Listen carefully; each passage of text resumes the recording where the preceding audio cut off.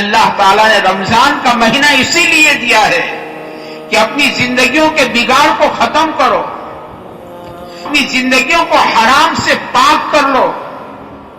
رمضان کا مہینہ اللہ نے دیا ہے کہ اپنی زندگیوں کو حرام سے پاک کر لو۔ یہ حرام آدمی کی دنیا کو بھی برباد کر دیتا ہے اور اس کی آخرت کو بھی تباہ کر دیتا ہے، حرام۔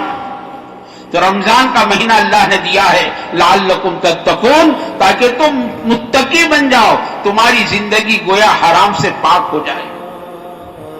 زندگیوں کو حرام سے پاک کرنا، آنکھوں کے حرام سے پاک،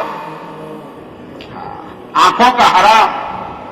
اس لیے میرے بھائیوں، آدمی کا جو ہے نا ایمان کا بہت بڑا مدار، بلکہ یوں کہو ایمان پر خاتمے کا بہت بڑا مدار ایک تو اس کی آنکھوں پر بھی ہے کہ آدمی اپنی آنکھوں کو حرام سے پاک کرے۔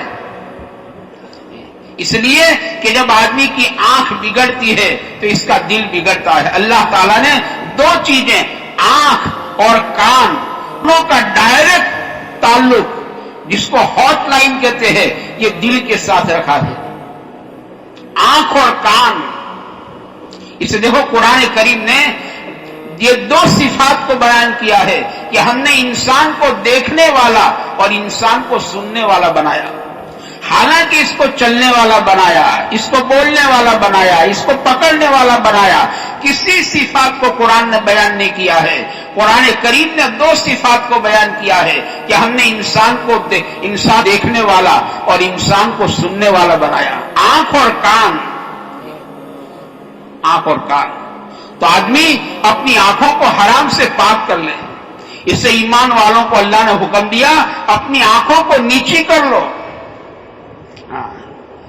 اس دور کی میں کہتا ہوں نا، ہر وقت کہتا ہوں، اس دور کی دو بیماریاں، اس وقت پہ بیماریاں بہت بڑھ گئی، دو بیماریاں بہت بڑی بڑی ہے اس دور کی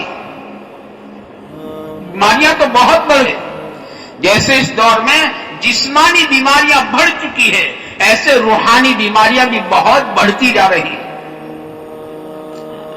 روحانی بیماریاں ایک دو نہیں، روحانی بیماریاں انیک۔ اس میں ایک بیماری بہت بڑی ہے، وہ آدمی کی بد نظری کی، نگاہوں کی بیماری، آنکھوں کی بیماری، کہ اس کی آنکھیں حرام سے پاک نہیں ہو رہی، اس کو بد نظری کہتے ہیں۔ اور یہ بد نظری گناہ جو ہے نا، بد نظری کا گناہ جو کہتے ہیں، اس کی روزی کو تنگ کر دیتا ہے۔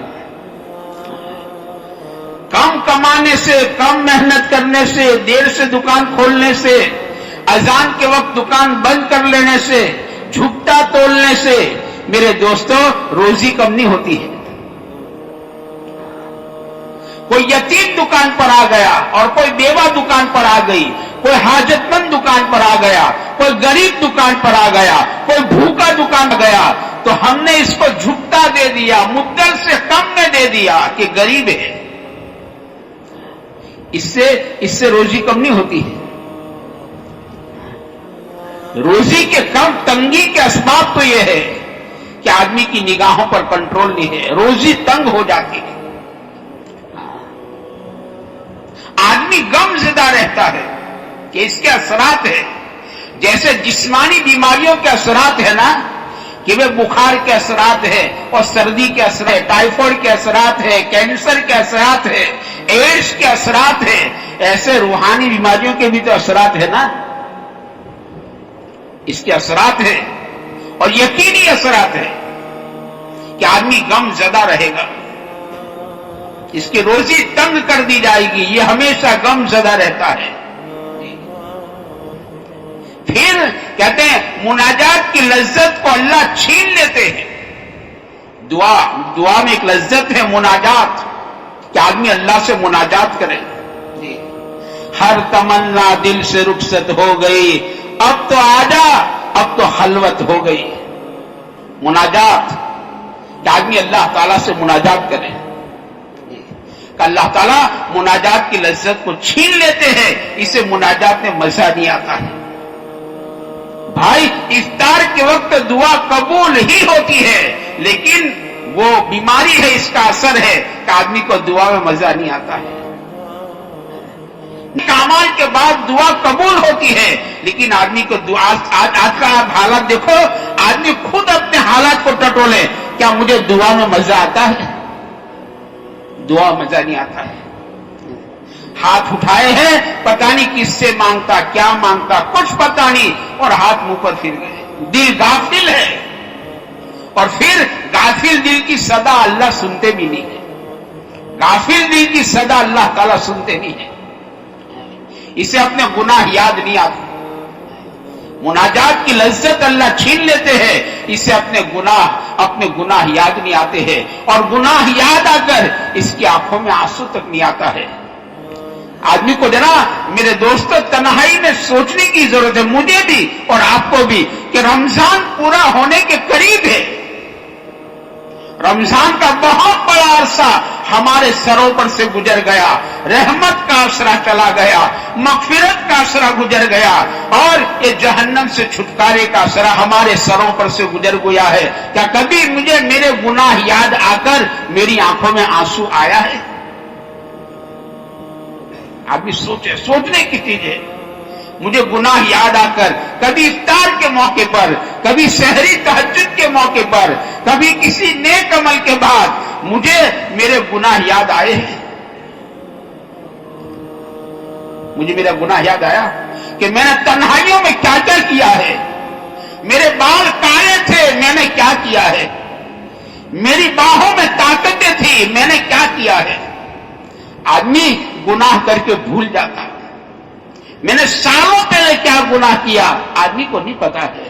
حالانکہ صدیق اکبر فرماتے رضی اللہ تعالیٰ عنہ، گناہ پرانا نہیں ہوتا ہے. چاہے برسوں پہلے گناہ کیا، لیکن گناہ پرانا نہیں ہوتا. سب پرانا ہوتا ہے.